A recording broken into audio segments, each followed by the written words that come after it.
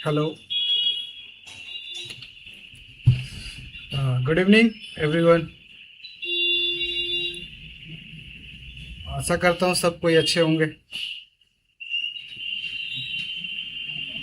मेरा आवाज़ क्लियर है? एक मिनट जस्ट मैं चेक कर लेता हूँ।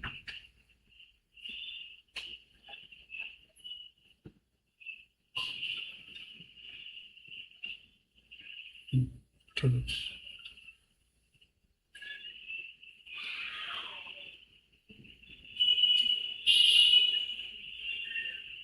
आवाज़ आ रहा है?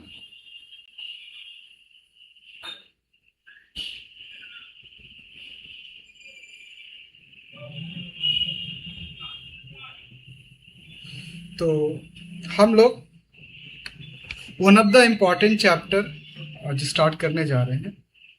हमने रिलेशंस ख़त्म किया। अब हम लोग अपने चैप्टर्स के सेकेंड चैप्टर्स पे हैं, क्लास 12 के, और ये one of the important chapter में से एक है। अब ये ऐसा क्यों है, इस पे हम लोग बात करेंगे, क्योंकि ये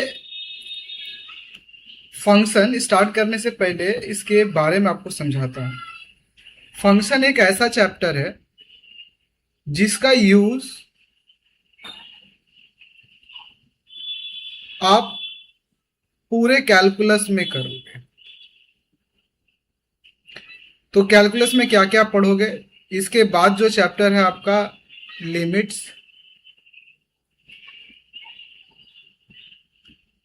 कंटिन्यूटी और डिफरेंशिएबिलिटी, इस पे बहुत ज़्यादा यूज में आएगा। ये हर एक जगह पे ये चैप्टर और functions one of the most important chapter में से। अब रही बात कि हम लोग ये फंक्शंस को डिफाइन कैसे करेंगे, तो फंक्शंस का डेफिनेशन समझने से पहले मैं कुछ चीजें आपको एक्सप्लेन करता हूं, ठीक है? फिर हम लोग फंक्शंस पे आएंगे। तो क्या एक्सप्लेन करना चाहता हूं, तो पहले मैं दो तीन चीजें आपको समझाता हूं। मैं दो सेट ले रहा हूं।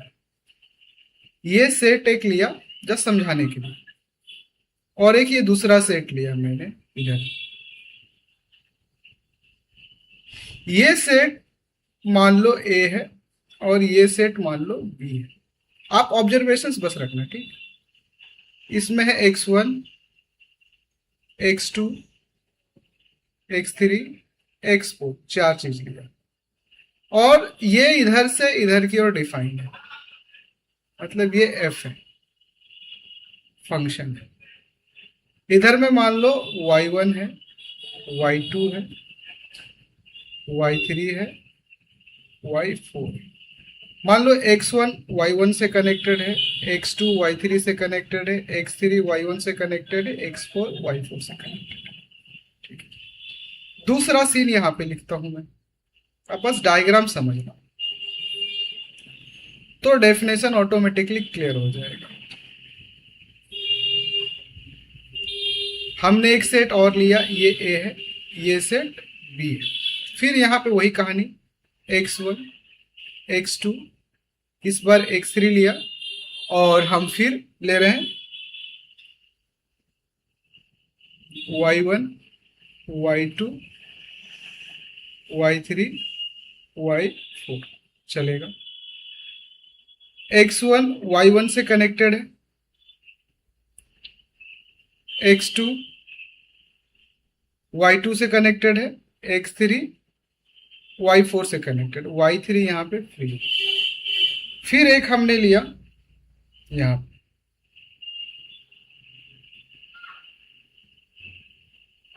दूसरा,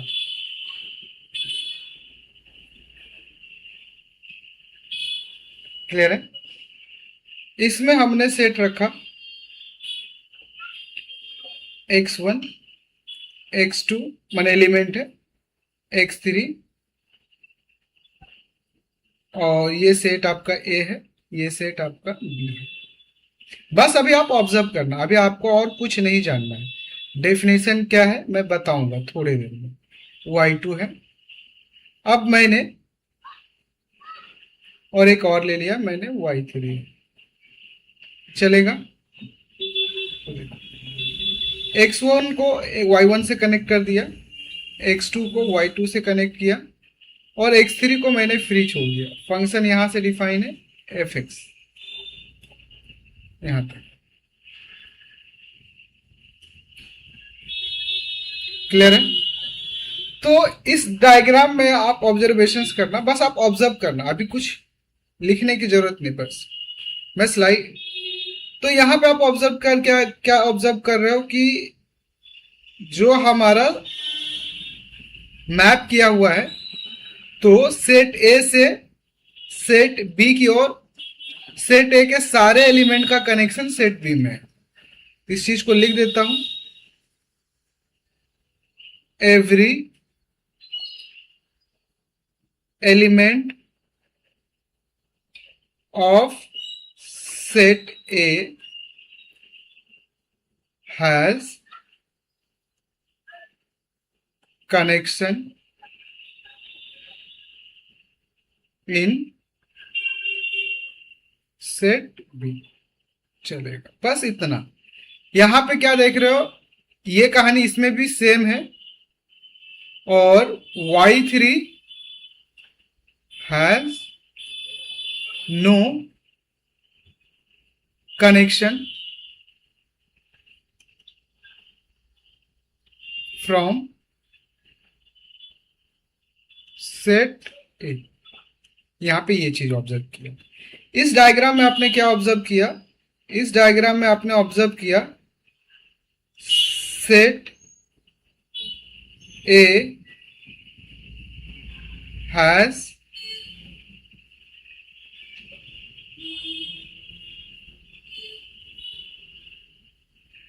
ऐसे लिख देता हूं, केवल सेट ए नहीं, एवरी एलिमेंट ऑफ सेट ए की बात करेंगे हम लोग।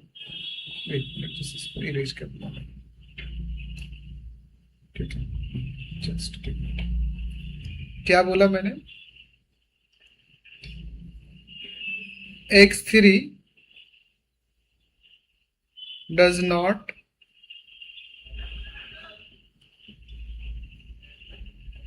any connection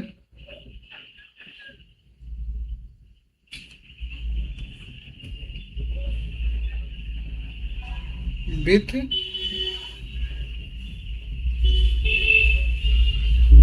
set B. और x3 एलिमेंट आपको पता है किससे बिलोंग कर रहा है, x3 आपका जो बिलोंग कर रहा है वो a से बिलोंग कर रहा है, मतलब a का हर एक एलिमेंट का कनेक्शन नहीं है। इतना ही बस अभी याद रखो, इससे ज्यादा अभी याद रखने की जरूरत नहीं है, क्लियर है। और इसमें y3 फ्री है, कोई बात नहीं, हम आगे डिस्कस करेंगे। तो सबसे जो पहला पार्ट है, अच्छा ये बात तो आपने देखा। इसके बाद में एक चीज और आपको दिखाता हूं कि मशीन, हम अगर फंक्शंस को समझे एज अ मशीन की तरह, ठीक है, फंक्शन एज अ मशीन, ठीक है।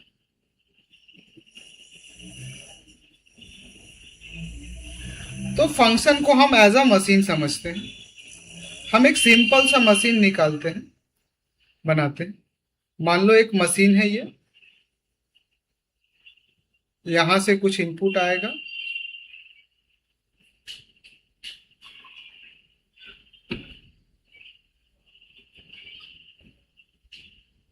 यहां से आउटपुट निकलेगा, इसके अंदर मशीन है, मशीन है, क्लियर है। मशीन जो काम, मान लो यहां से जस्ट मान लो ये एक फ्रूट मशीन है, एग्जाम्पल के तौर पे ये समझ लो क्या है, फ्रूट मशीन है। तो यहां से आप इसमें क्या दोगे, कुछ इनपुट दोगे, और यहां पे आपको क्या मिलेगा, कुछ आउटपुट मिलेगा। बात समझ में आया। इनपुट जो होगा उसको हम लोग कहते हैं, आगे जाके समझेंगे, डोमेन, ये बात याद रख लेना। और जो आउटपुट होगा उसको हम लोग कहेंगे रेंज, ये भी बात आप याद रख लेना। अब रहा इनपुट एक दे, दो दे, तीन दे, अगर आउटपुट सिंगल आ रहा है, आउटपुट क्या आना चाहिए? सिंगल।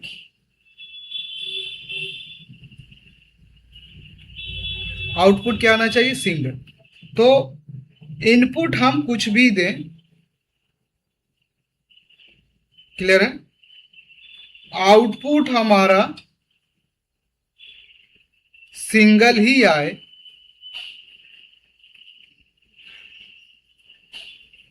तो ऐसे मशीन्स या ऐसे मशीन्स को हम लोग फंक्शन कहेंगे।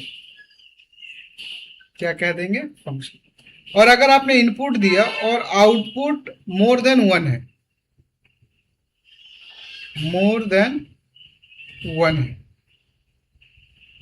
तो इसको हम लोग function, it is not function, it is not function, ये फंक्शन नहीं है।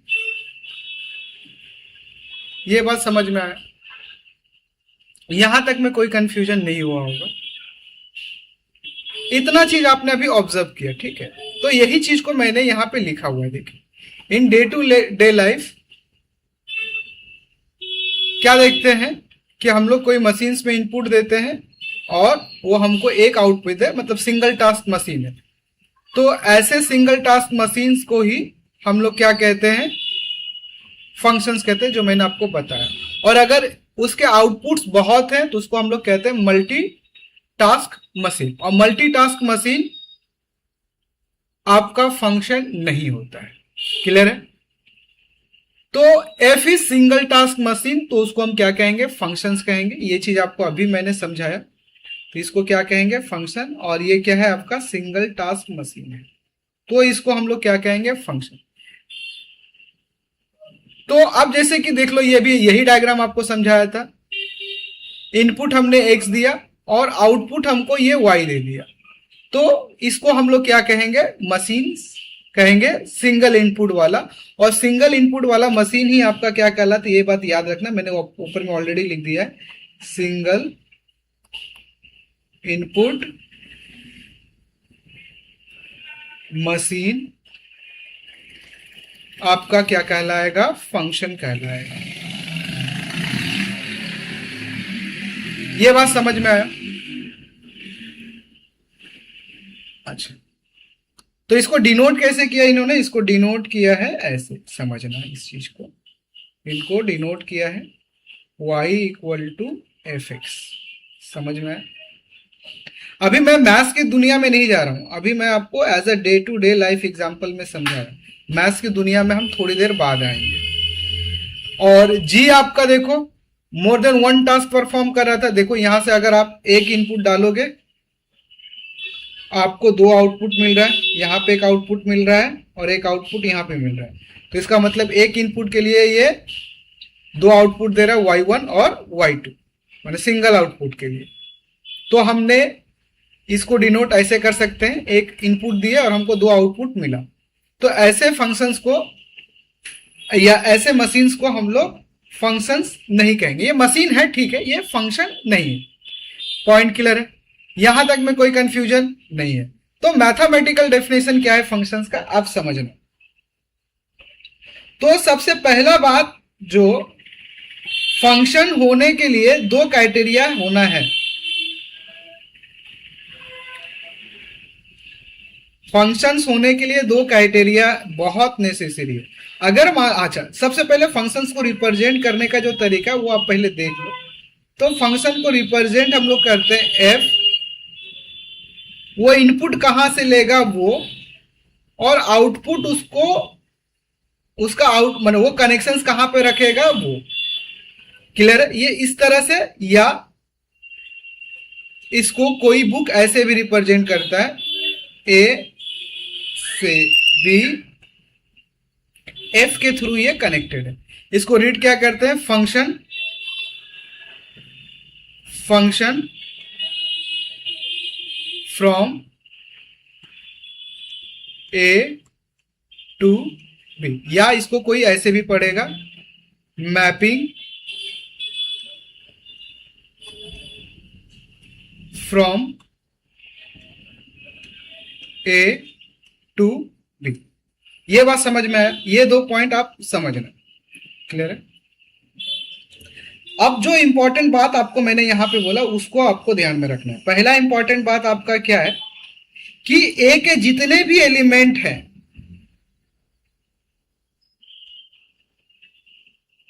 एवरी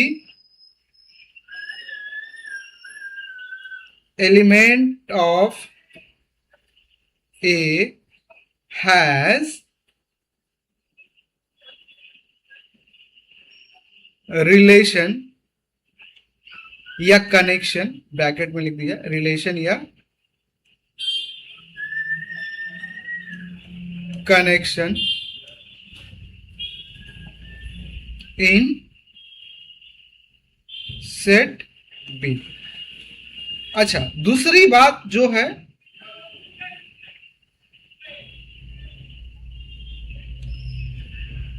कनेक्शन जो है वो बात याद रखना, कनेक्शंस जो है वो यूनिक होना चाहिए।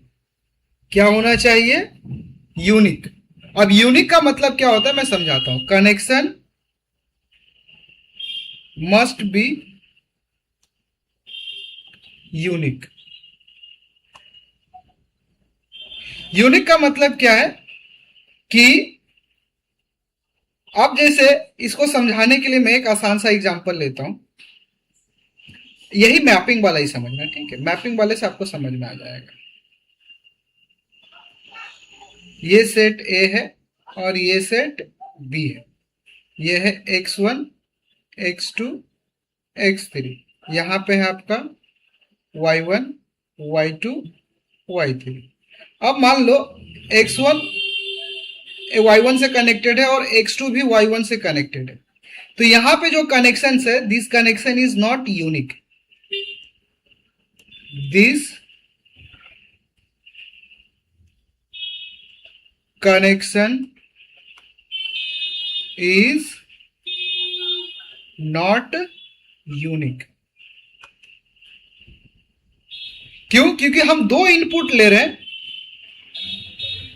2 इनपुट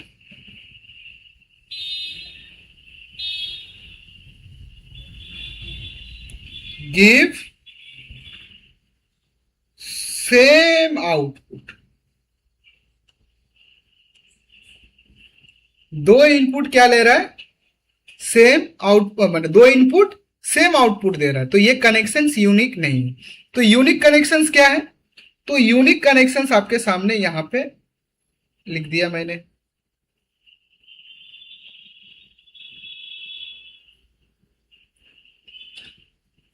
जैसे कि ये आपका x1 है, x2 है, x3 है।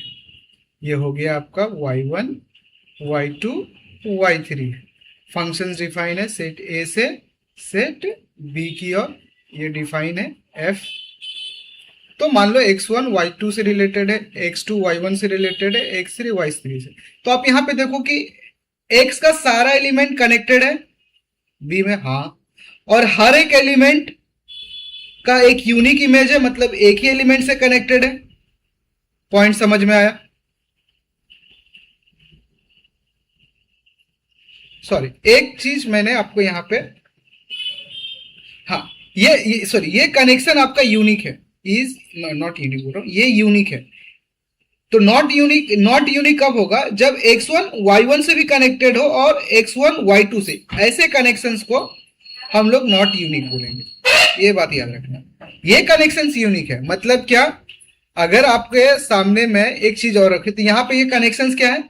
एक जैसे ये वाला एग्जांपल अब समझो, तो ये इसमें आपका जो पीछे वाला प्रॉब्लम हुआ था वो क्लियर हो जाएगा कनेक्शंस यूनिक का।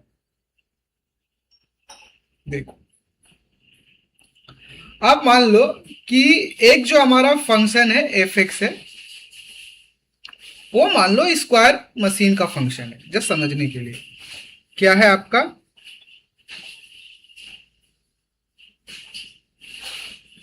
स्क्वायर मशीन का फंक्शन है।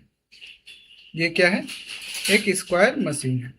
आप यहां पे 1 रखो, -1 रखो, 2 रखो, -2 रखो। इधर में हमने 1, 4, 9 ऐसा रखा। तो 1 भी इससे कनेक्टेड है, -1 भी इससे कनेक्टेड है, 2 भी इससे कनेक्टेड है, -2 भी इससे कनेक्टेड है। तो यहां पे जो भी हो, ये जो एट अ टाइम एक ही एलिमेंट को कनेक्ट कर रहा है ना, तो ऐसे ही कनेक्शंस को हम लोग कहते हैं यूनिक कनेक्शन। तो यहां पे जो कनेक्शंस हैं, कनेक्शंस इज यूनिक। बात समझ में आया? और बट अगर यही सीन होता है ऐसा कि कोई एक एलिमेंट ए बी सी, इधर में हमने मान लो y1 y2 y3 लिया, और सेट ए से सेट बी की ओर डिफाइन है ये सेट ए है और ये सेट बी की ओर डिफाइन है एफ के थ्रू। ए का मान लो y1 के साथ भी कनेक्शन और ए का y2 के साथ भी कनेक्शन, तो यहां पे connection is not unique.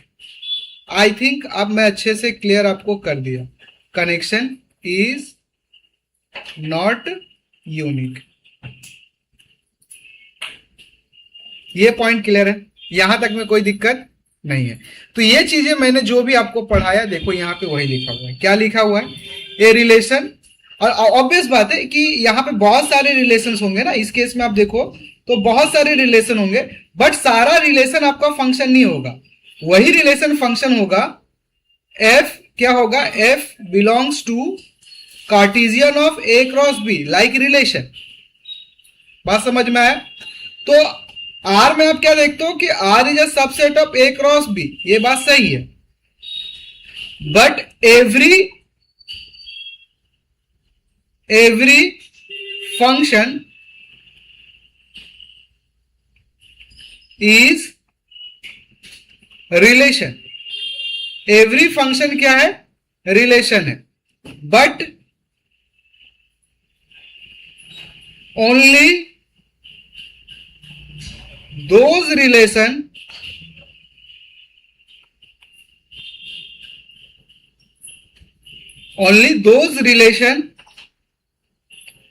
which have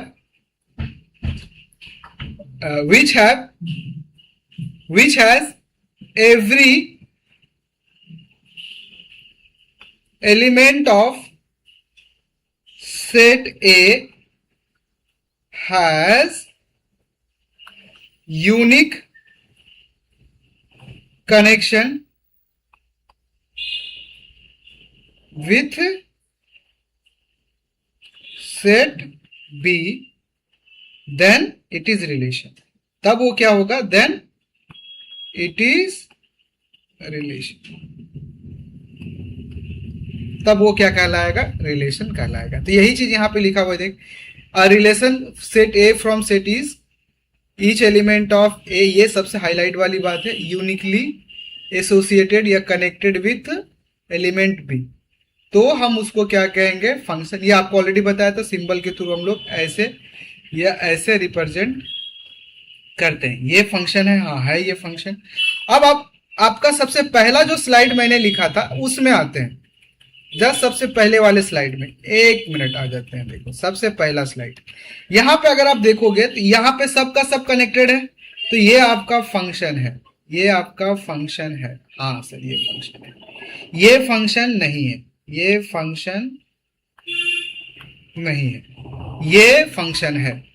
y2 में फ्री रह, माने सेट बी में फ्री रह सकता है, बट सेट ए में फ्री नहीं रहेगा। बात समझ में आई? आई थिंक ये मैंने आपको क्लियर कर दिया।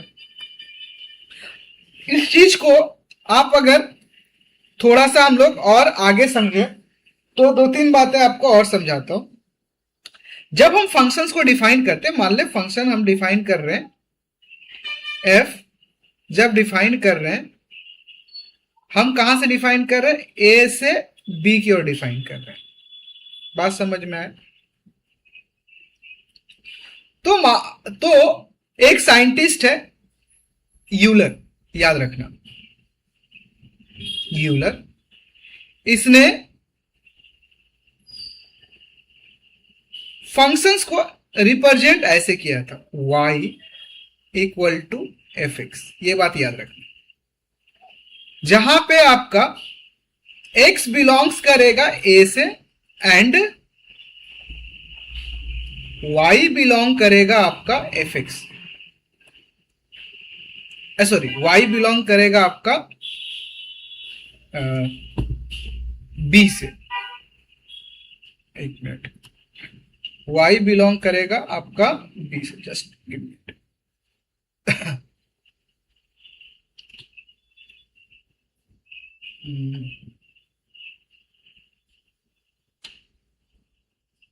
y किससे बिलोंग करेगा, सेट b से। तो एक बात याद रखना, ये जो x है यहां पे अगर मैं इस चीज को लिख रहा हूं, आपका जो फंक्शन डिफाइन है इसको मैं थोड़े बोल्ड यहां पे लिख रहा हूं, इसको याद रखना अच्छे से। y equal to F x, ये है।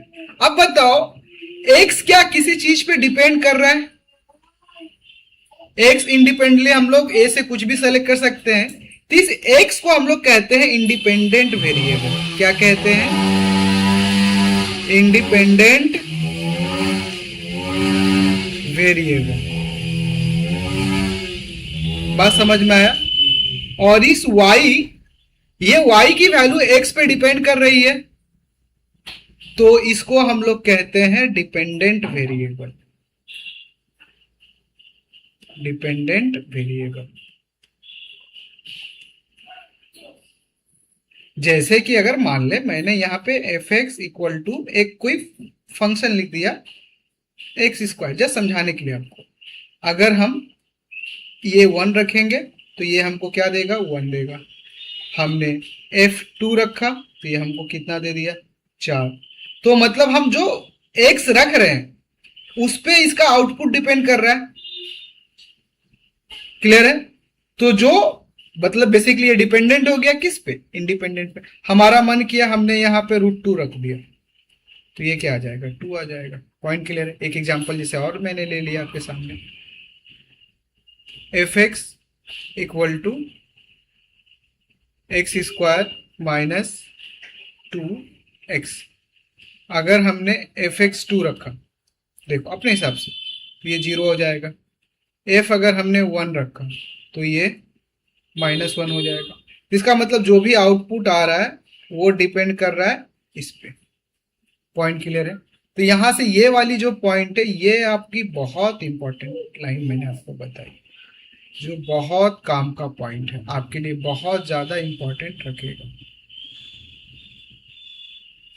हम पूरा फंडामेंटली जा रहे हैं, बहुत स्लो जा रहे हैं, बट आपको ये चैप्टर बहुत अच्छे से समझना है, क्योंकि ये चैप्टर आपका अगर ढीला पड़ गया ना भाई तो आगे जाके बहुत दिक्कत करेगा। पॉइंट क्लियर है? तो हम लोग थोड़ा सा आगे बढ़ते हैं, चीजों को समझते हैं।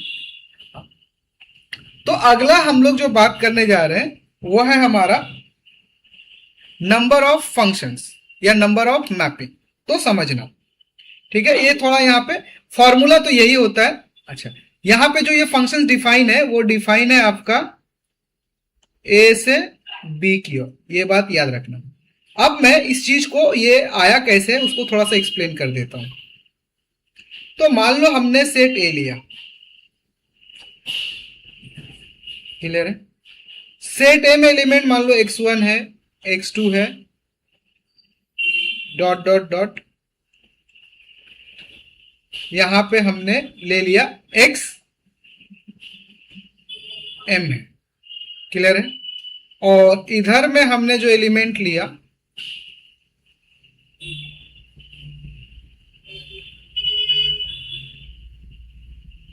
एक मिनट,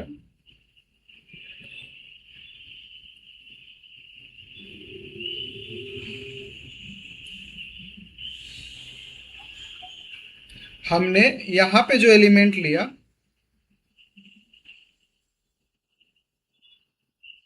ये एलिमेंट हमने ले लिया x1 x2 x3 x4 dot dot dot x m तक लिया, क्लियर है? और जो हमारा आउटपुट वाला सेट है समझ लो, उसमें हमने लिया y1 y2 y3 dot dot dot, ये है आपका yn तक है। कनेक्शंस आपका यहां से इधर की ओर जा रहा है, ये एफ एक्स है क्योंकि हमने फंक्शन कैसे डिफाइन किया है, ए से बी की ओर। बात समझ में आया। अब एक बात बताना मुझे, सबसे पहले यहां पे ध्यान से समझना, x1 के लिए सेट बी में कितने कनेक्शंस के ऑप्शंस है? x1 y1 के साथ भी हो सकता है, x2 y2 के साथ। हमने भी डिफाइन नहीं कि कैसे कनेक्टेड है, बट इसके पास पॉसिबल ऑप्शंस कितने हैं? n है, n लिख दिया हमने। सिमिलरली अगर मैं x2 की बात करूं, देख x2, तो आप बोलोगे सर एक छोड़, अरे भाई मैंने ऐसा थोड़ी ना बोला, x2 सेम y1 से कनेक्ट हो सकता है, कोई दिक्कत नहीं है। तो x2 के पास भी तो आपका n ही ऑप्शन है। बात समझ में आया। सिमिलरली x3 के पास कितना ऑप्शन है? तो x3 के पास भी तो n ऑप्शन है। तो ऐसे करके अगर हम चलते गए, xm के पास अगर मैं चेक करूं तो xm के पास भी कितने ऑप्शन है? इसको, ये टोटल कितने बार है? ये टोटल m टाइम्स है ना? तो सबको अगर मल्टीप्लाई कर दोगे तो आपका टोटल नंबर ऑफ रिलेशन कितना आ जाएगा?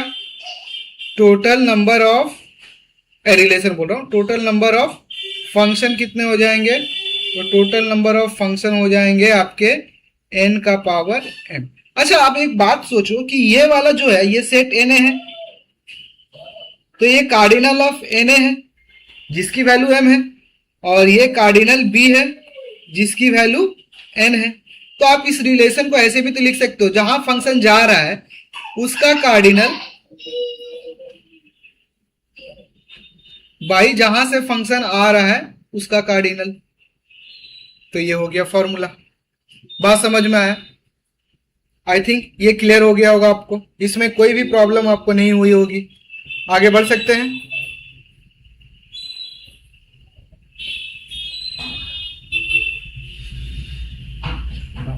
क्लियर है? तो नेक्स्ट अब हम लोग जो आगे बढ़ेंगे, अच्छा इस पे थोड़ा एक दो एग्जांपल करते हैं। मान लो कि कोई फंक्शन एफ एक्स है, वो डिफाइन है ए, उसमें मान लो ए बी सी तीन एलिमेंट्स,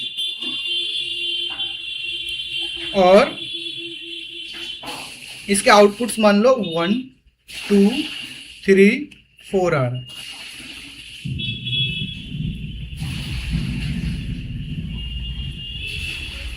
आउटपुट्स 1 2 3 4 आ रहा है। इस केस में नंबर, अच्छा अगर मान, तो इस केस में अगर हमने बात किया नंबर ऑफ फंक्शन, तो नंबर ऑफ फंक्शन कितना होगा? तो भैया आउटपुट्स का कार्डिनल कितना है? ये सेट बी है मान लो, ये सेट ए है, तो आउटपुट मतलब cardinal of set B raise to cardinal of set A, तो ये कितना हो जाएगा? 4 का पावर 3। और अगर मान लो यही सिनेरियो उलट दिया मैंने यहाँ पे, जैसे मान लो एफ इस बार सेम बी है, बी से ए की ओर डिफाइन है, तो आपका नंबर ऑफ फंक्शंस कितना होगा? नंबर ऑफ फंक्शंस आपका हो जाएगा कितना? तो देख लो इस बार कार्डिनल क्या आएगा, किसका आएगा? ए का आएगा बाई कार्डिनल ऑफ बी। तो कार्डिनल ऑफ ए कितना है? कार्डिनल ऑफ ए है आपका 3, 3 का पावर 4।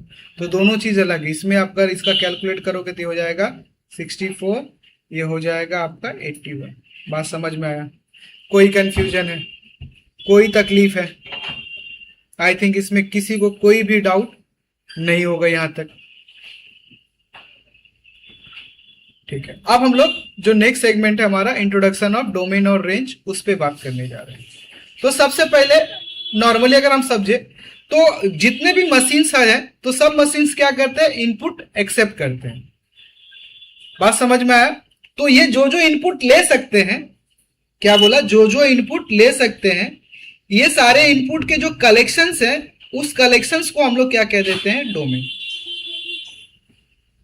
अब ऐसा नहीं है कि एक मशीन है, मान लो कि एक मशीन है फ्रूट मशीन, तो उसका काम है जूस बनाना, तो उसमें आप फ्रूट दोगे तो उसका इनपुट क्या है? फ्रूट्स है, तो उसका डोमेन क्या हो जाएगा? फ्रूट्स हो जाएगा। और आउटपुट उसका क्या मिल रहा है? जूस, तो रेंज क्या हो जाएगा? जूस हो जाएगा। बात समझ में आया? अब जैसे मान लो कि एक मशीन है जो कि मान लो जिसका काम है पेपर बनाना, मशीन है, हम उसमें प्लांट के लीफ वगैरह डालेंगे, वो मशीन हमको पेपर बना के दे देगा। अब उस मशीन में हम अगर इंक बनाने के लिए डाल दिए इनपुट्स, वो इंक बना के थोड़ा ना दे देगा, क्योंकि वो उसके डोमेन में है ही नहीं, मशीन उस पर काम ही नहीं करेगा। तो अलग अलग फंक्शंस के जो डोमेन्स होंगे वो अलग अलग होंगे। तो अलग अलग फंक्शन जैसा जैसा इनपुट एक्सेप्ट करेगा, वही उसका क्या कहलाएगा, डोमेन कहलाएगा। ये बात समझ में आया। उसके बाद जो मैंने बताया था, मशीन्स में जैसे आपने इनपुट डाला, मशीन आपको कुछ आउटपुट देगा, तो उस आउटपुट को हम लोग क्या कहते हैं, रेंज कहते हैं। तो डोमेन क्या हो गया, set of all acceptable units inputs, या हम बोल सकते हैं set of collections of all values. और एक बात ये कि याद रखना, मैं आगे जाके आपको बताऊंगा, डोमेन हमेशा एक्स एक्सिस पे लाई करता है, याद रखना फंक्शन में, domain lies on x axis. और रेंज जो है आपका, range lies on y axis. ये पॉइंट समझ में आया, यहां तक में कोई कंफ्यूजन नहीं होगा आपको। तो रेंज देखो मैंने वही लिखा, set of all possible outputs bye given inputs. तो यही हमारा क्या है, रेंज है। तो इस चीज को थोड़ा सा हम लोग और समझते हैं, एक मिनट। अब जैसे कि आपका कोई फंक्शंस डिफाइन है, बात समझ में आ रहा है, यहां पे ध्यान से समझना, ठीक है। फंक्शंस आपका डिफाइन है ए से बी की ओर, क्लियर है। तो जो डोमेन है, अगर मैं मैथमेटिकल डेफिनेशन की बात करूं, डोमेन, तो डोमेन क्या होगा, set of all value of set of all value of, या सॉरी सेट बोल रहा हूं, सेट ए की ऑल वैल्यू, एक मिनट, तो जस्ट गिव मी।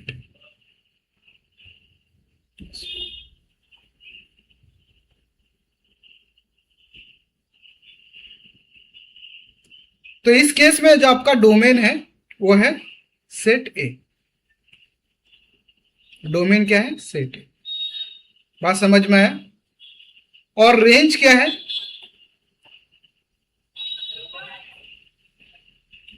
तो मान लो कि सेट ए का कोई एक एलिमेंट ए है जो इससे बिलोंग कर रहा है, इसको आप एज अ इनपुट दिए मशीन में, तो ये आपको क्या देगा, एक आउटपुट देगा। और ये जो आउटपुट बी है वो किससे बिलोंग कर रहा है, सेट बी से।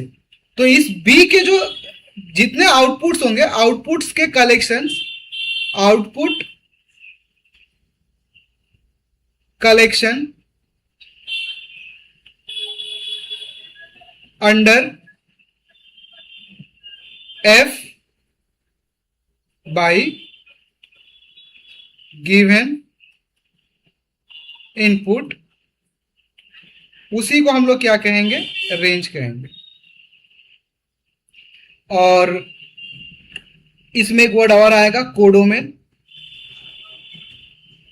तो कोडोमेन क्या है, सेट बी कोडोमेन है, जहां पे सारा आउटपुट प्रेजेंट रहेगा, क्लियर है।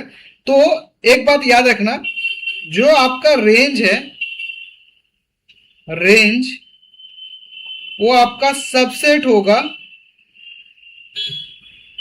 सेट बी का या कोडोमेन का।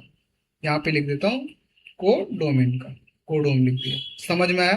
तो range is a subset of codomain, point clear है। अच्छा, कोई बुक जो डोमेन है उसको रिप्रेजेंट ऐसे करता है डी एफ, और कोडोमेन को रिप्रेजेंट करता है सी एफ, बात समझ में आया। तो सर रेंज और कोडोमेन सेम हो सकता है, जैसे कि एक एग्जांपल मैं आपके सामने रख रहा हूं।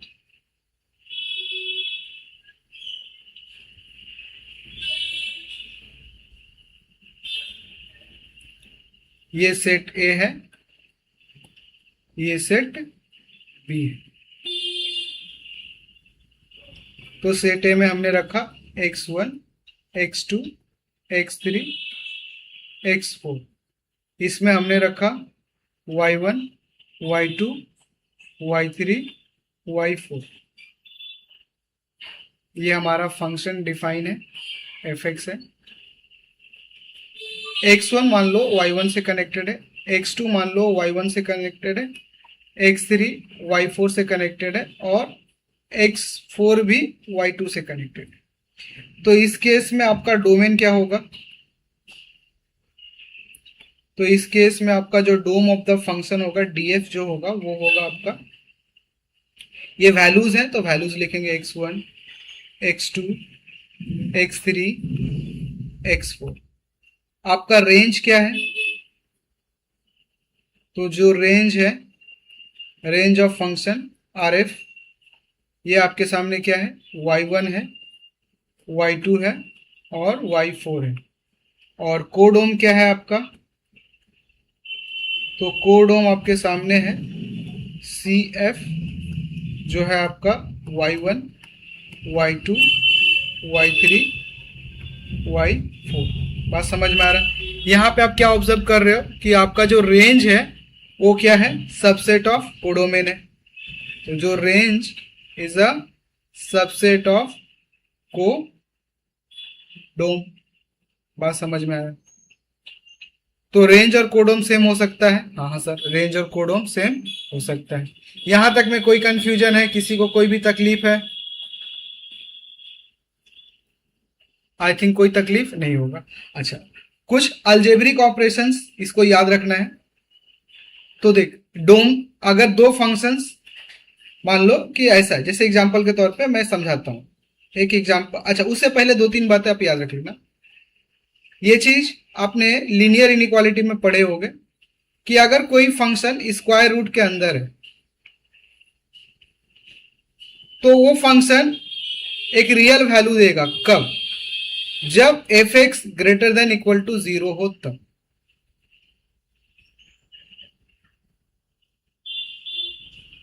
क्लियर है? जैसे एग्जांपल के तौर पे अगर मैं आपके सामने एक एग्जांपल लूं, x² माइनस 5x प्लस 6, मैं पूछूं ये कोई एक फंक्शन है, मान लो ये एफ एक्स, इसका अगर हमको डोमेन चाहिए तो हमको पता है कि अंडर रूट फंक्शन तभी डिफाइन होता है जब इसका अंदर वाले फंक्शंस क्या हो? Greater than equal to 0। तो इसको अगर आप सॉल्व करोगे तो इसका फैक्टर क्या आएगा? x minus 2 x minus 3। अब हम लोग यूज करेंगे वेविकर मेथड। तो इसको नंबर लाइन पे प्लॉट कर दिया। ये हमारा माइनस इन्फिनिटी है, ये हमारा प्लस इन्फिनिटी है, ये हो गया 2, ये हो गया 3। तो इस साइड में आपको पता है 3 से बड़ी वैल्यू सेलेक्ट करेंगे, ये प्लस देगा। मान लो 4 सेलेक्ट किया, 4 माइनस 3 पॉजिटिव, ये पॉजिटिव, तो दूसरा वाला नेगेटिव और ये पॉजिटिव। तो यहाँ पे आपका जो फंक्शंस का डोमेन आया, तो फंक्शंस का डोमेन कितना आया? तो फंक्शंस का डोमेन आ गया, डोमेन ऑफ एफ हो गया। आपको ग्रेटर देन है मतलब ये वाला सेलेक्ट करना होगा, प्लस वाला, तो सेलेक्ट करो।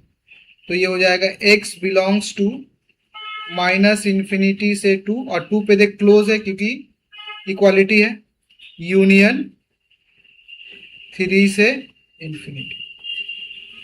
तो अब इसी तरह बोला कि f मान लो कोई एक फंक्शन है, g कोई एक अलग फंक्शन है, और अब तो इसका बोलेगा कॉमन डोमेन क्या होगा? इन दोनों का जो डोमेन निकालो उसका इंटरसेक्शन ले लो, तो वही आपका क्या हो जाएगा? कॉमन डोमेन, या उस फंक्शन का। जैसे मान लो, कहने का मतलब एच एक्स कोई हमारा एक फंक्शन है जो है, अभी आपके सामने रख रहा हूं, x² माइनस 5x प्लस 6 ये है, और एक दूसरा फंक्शन है minus 1 by under root x² minus 4। Clear है? तो ये दोनों अलग अलग फंक्शन है। तो हम इसका डोमेन निकालेंगे। मान लो इसका डोमेन आ गया D1 और इसका डोमेन आ गया D2। तो डोमेन ऑफ एच एक्स क्या होगा? तो डोम ऑफ एच एक्स हो जाएगा आपका intersection of D1 and D2। बात समझ में आई? ये पॉइंट क्लियर है? तो इसी तरह अगर फंक्शन आपका प्लस माइनस में एक हो, 2 हो, 3 हो, 4 हो, 10 हो, कुछ भी हो, आप सब फंक्शन का इंटरसेक्शन निकालोगे और उनके बीच का जो कॉमन वैल्यू रहेगा, या नंबर लाइन पे जो कॉमन पार्ट रहेगा, सारे फंक्शंस को हम नंबर लाइन पे प्लॉट कर दिए। सॉल्व करने के बाद जो कॉमन पार्ट मिलेगा वही हमारा क्या होगा, उसका डोमेन होगा। जैसे मान ली जो एच एक्स वाला क्वेश्चन मैंने आपके सामने लिखा, इसको मैं सॉल्व करके दिखाता हूं आपको। तो ये एग्जाम्पल मैंने आपके सामने लिया। क्या था एग्जाम्पल? एच एक्स हमारा कोई फंक्शन है जो हमारा क्या है, x square minus 5x plus 6 है, और एक है आपका एक्स स्क्वायर माइनस 4। अच्छा, एक बात आप याद रख लेना, यहां पे मैं वो सारे पॉइंट्स आपको लिख देता हूं।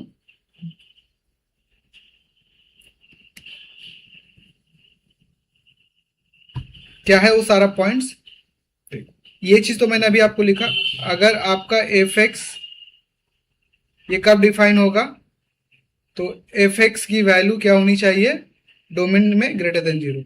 अगर आपका ये मान लो y equal to F x है, अगर आपका y इक्वल टू 1/f(x) है, अंडर रूट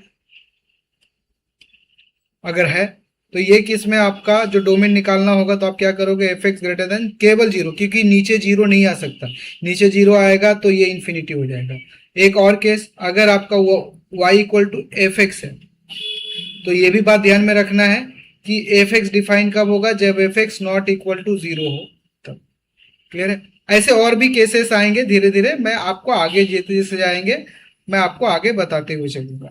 फिलहाल आप इतना याद रखो। तो इस वाले पार्ट को अभी हमने सॉल्व किया था जस्ट ऊपर में। तो इसका डोमेन क्या आया, इसका जो डोमेन आया पहले वाले केस का, वो आया था माइनस इन्फिनिटी से लेके 2। क्लियर है? क्लोज यूनियन 3 से इन्फिनिटी।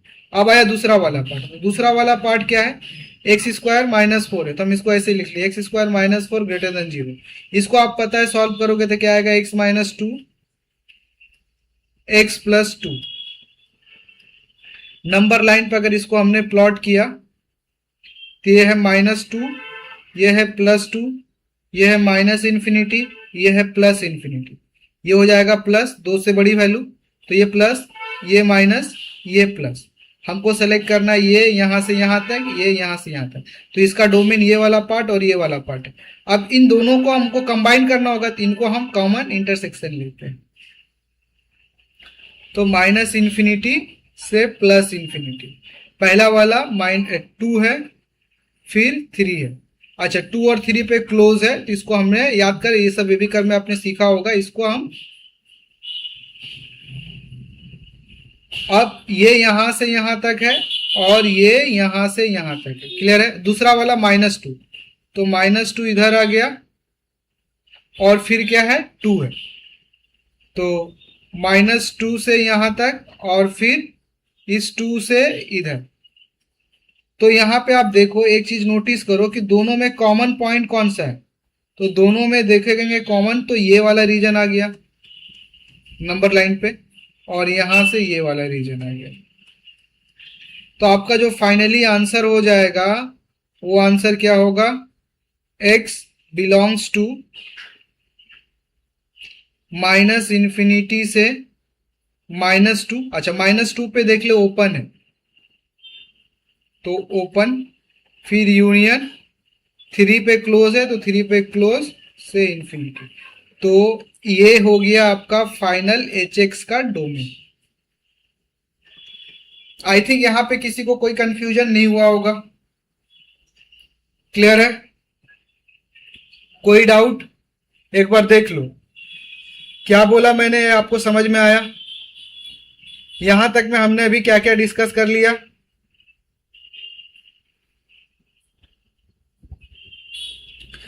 तो नेक्स्ट जो पार्ट हम लोग डिस्कस करने जा रहे हैं,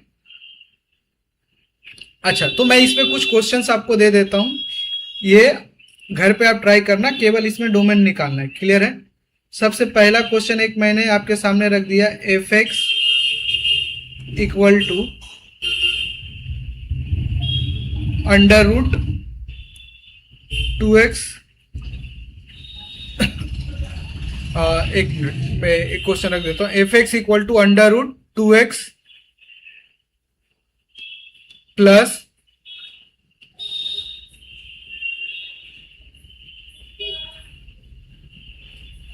एक मिनट, क्वेश्चंस मैं बहुत अच्छे 3-4 अच्छे अच्छे क्वेश्चंस लिख देता हूँ, आप उसको ट्राई करना घर।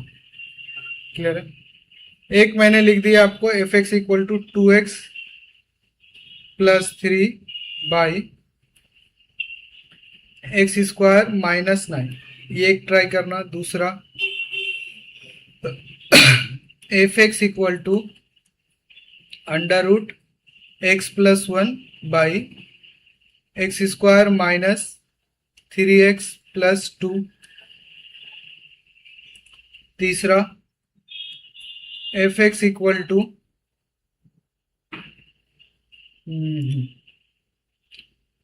1 माइनस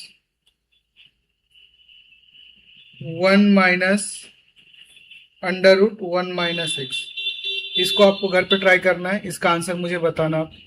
चलेगा? कोई दिक्कत है इसमें? एक्स नहीं, इसको एक्स स्क्वायर कर दो। यहां तक में कोई कंफ्यूजन नहीं? अच्छा, एक क्वेश्चन और लेता हूं मैं, फोर्थ। टोटल 5 क्वेश्चन दे रहा हूं आपके लिए, ये होमवर्क रहेगा। आप कल हम लोग इस पे 4-5 क्वेश्चंस पे हम लोग डिस्कस करेंगे, अगर आपसे नहीं हुआ तो। 2x plus 1 by x cube minus 3x square plus 2x। एक और question, last 5। F x equal to,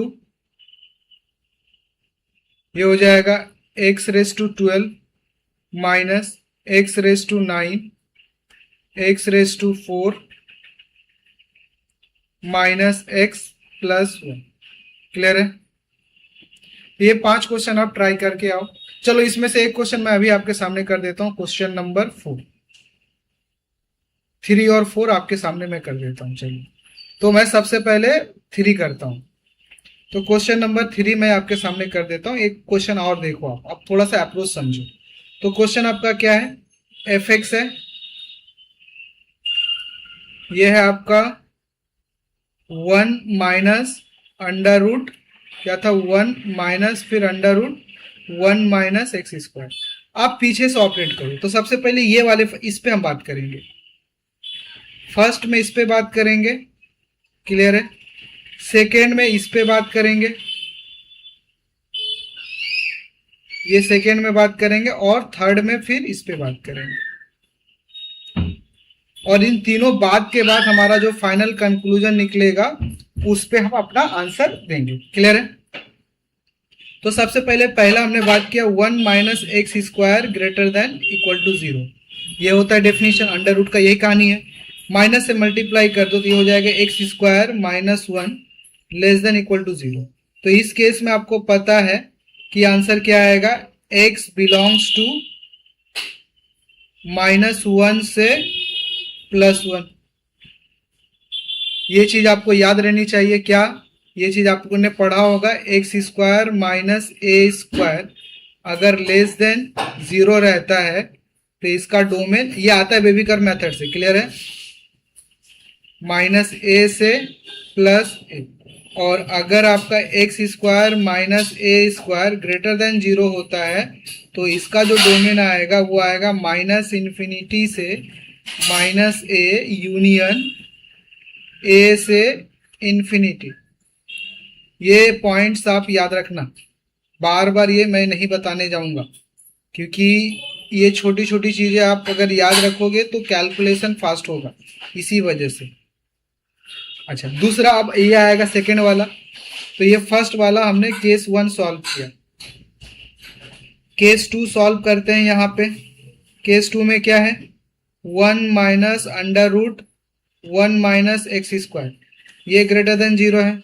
squaring कर दे, इसको इधर लेके आ जा पहले। तो ये हो जाएगा आपका 1 less then 1 minus x square. Squaring करेंगे तो 1, ये हो गया 1 माइनस एक्स स्क्वायर, ये और ये कैंसिल।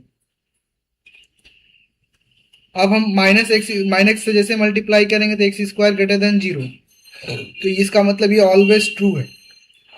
एक्स की वैल्यू हमेशा 0 से ज्यादा या 0 के बराबर होगी। ये हो गया एक्स बिलोंग्स टू आर।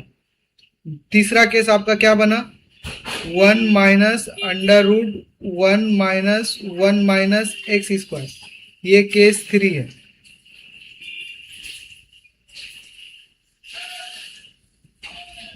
तो ये केस 3 में अगर हम बात करें तो ये हो गया हमारा greater than equal to 0, squaring कर, तो ये 1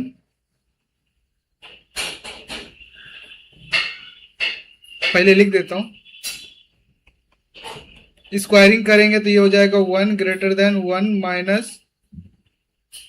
माइनस एक्स स्क्वायर, ये 1 कैंसिल, फिर माइनस से मल्टीप्लाई करेंगे तो अल्टीमेटली ये क्या आ जाएगा 1 minus x square greater than equal to 0, फिर स्क्वायरिंग करेंगे तो ये हो जाएगा 1 minus x square greater than 0, फिर इसको मल्टीप्लाई किया नेगेटिव से तो x square minus 1 greater than 0, ये अल्टीमेटली क्या आ गया x बिलोंग्स टू -1 से 1।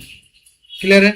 इसको अब हम नंबर लाइन पे प्लॉट कर रहे हैं। ठीक है, नंबर लाइन पे प्लॉट करेंगे तो सबसे पहले ध्यान दो, तो नंबर लाइन पे अगर हमने सबसे पहले यहाँ पे क्या रखा,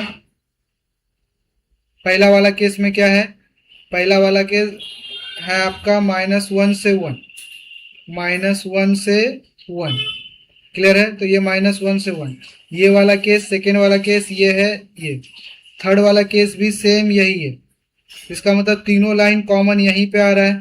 इसका जो फाइनल आंसर होगा वो क्या होगा, x बिलोंग्स टू -1 से +1। ये पॉइंट क्लियर है? कोई कंफ्यूजन है?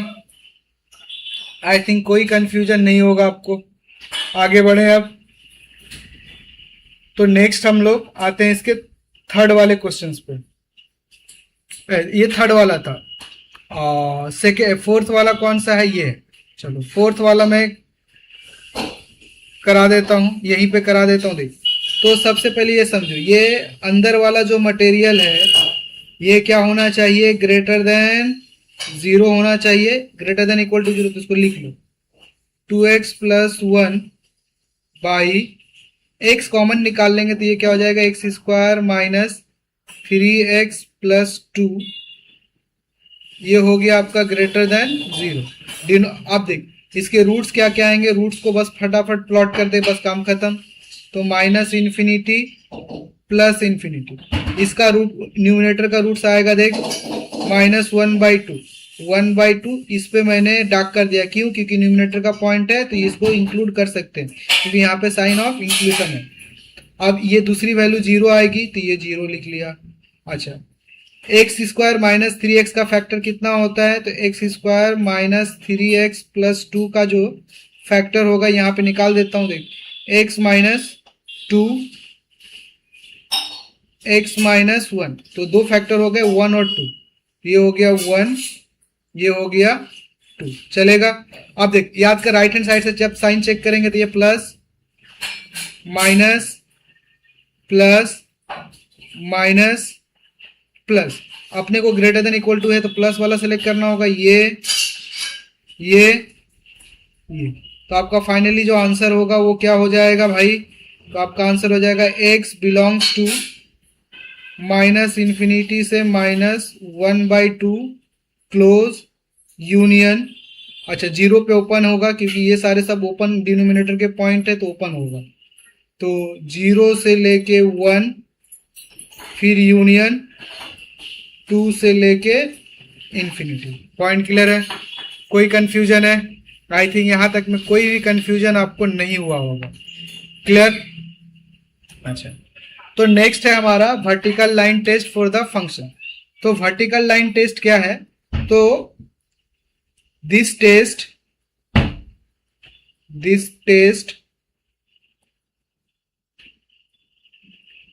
is used to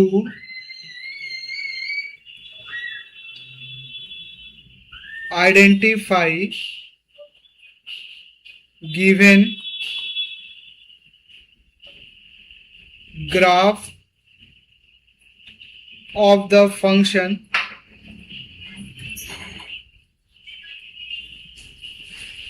is given graph, एक मिनट, given graph is function or not, given graph is function or not. Given graph is function or not. तो रूल क्या है? तो जो रूल है यहां पे मैं लिख देता हूं। रूल है इसका, कैसे क्या करते हैं, ड्रॉ वर्टिकल लाइन। हम ड्रॉ करेंगे एक vertical line, draw vertical line in the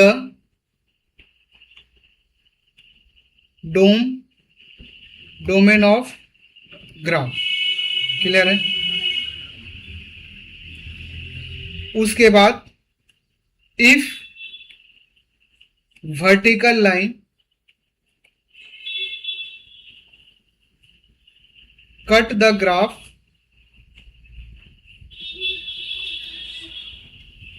at only one point,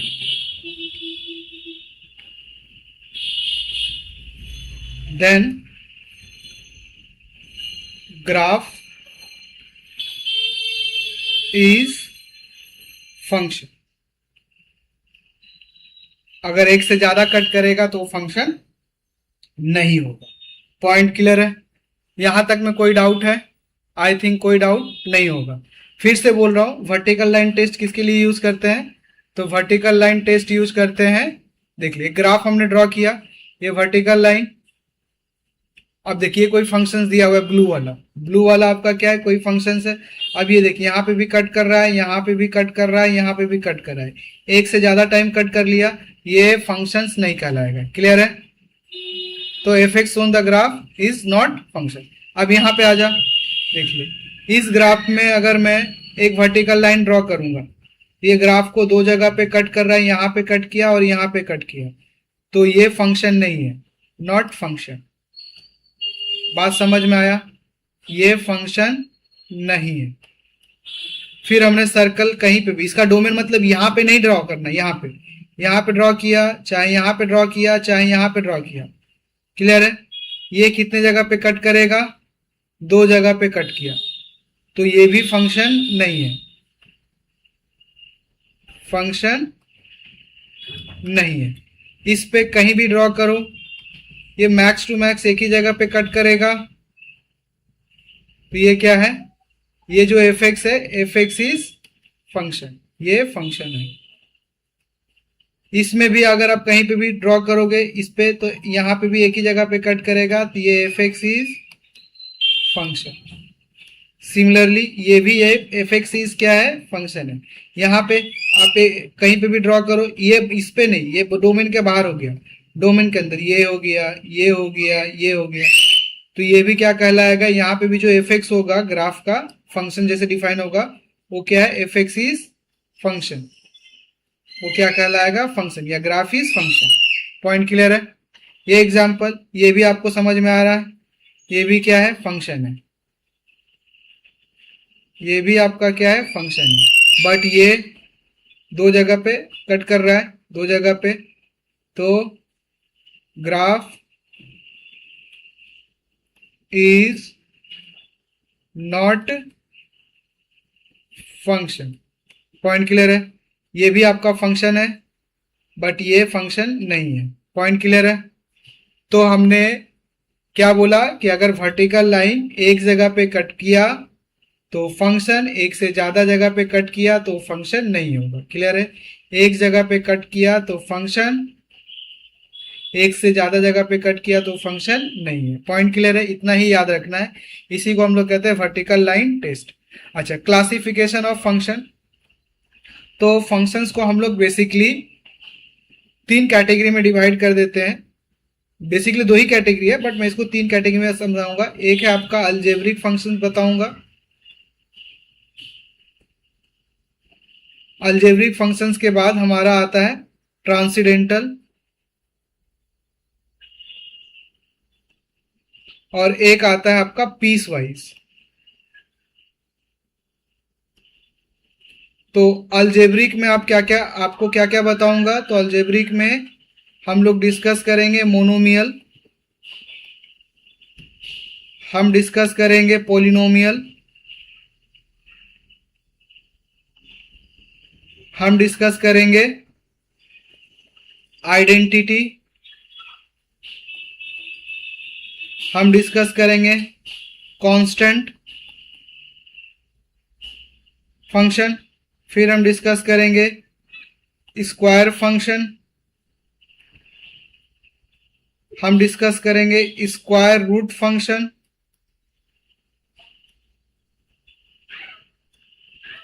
फिर हम डिस्कस करेंगे क्यूब फंक्शन, फिर डिस्कस करेंगे cube root function.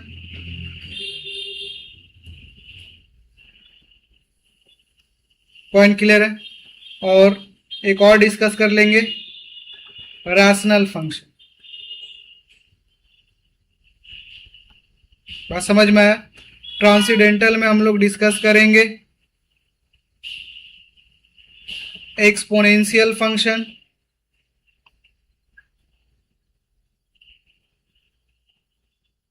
Logarithmic function,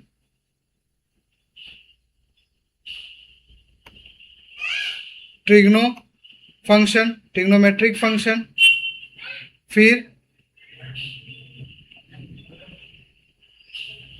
inverse trigonometric function. Clear है। और पीस वाइज में हम डिस्कस करेंगे मॉडुलस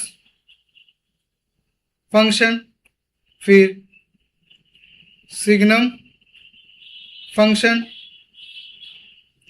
फिर डिस्कस करेंगे हम लोग ग्रेटेस्ट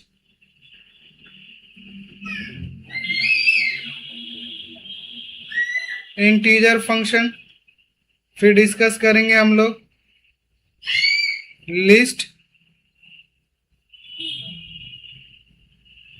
इंटीजर फंक्शन, फिर हम लोग डिस्कस करेंगे फ्रैक्शनल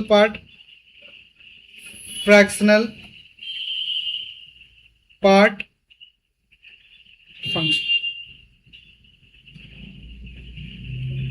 अच्छा, इसमें हम जो डिस्कस करेंगे, हमारा जो मेन मुद्दा रहेगा वो याद रखना, हर एक फंक्शन, जितने भी हम फंक्शंस डिस्कस करेंगे उस पे हम लोग याद रखेंगे उसका डोम, उसका रेंज और ग्राफ। ये 3 पॉइंट पे हम लोग पूरा का पूरा फोकस करते हुए चलेंगे। क्लियर है। यहां तक में कोई कंफ्यूजन नहीं है। अच्छा, जो मैंने ऊपर में पढ़ा था वही चीज यहां पे लिखा हुआ है। क्लियर है। तो आज का लेक्चर हम लोग यहीं समाप्त करते हैं। नेक्स्ट लेक्चर हम लोग स्टार्ट करेंगे यहां से अलजेब्रिक फंक्शन से, और आपको कुछ क्वेश्चंस और भी कराऊंगा, और कुछ क्वेश्चंस आपको होमवर्क दिया है उसको आप ट्राई करके आना है। क्लियर है। तो आज के लिए इतना ही। Bye, take care everyone.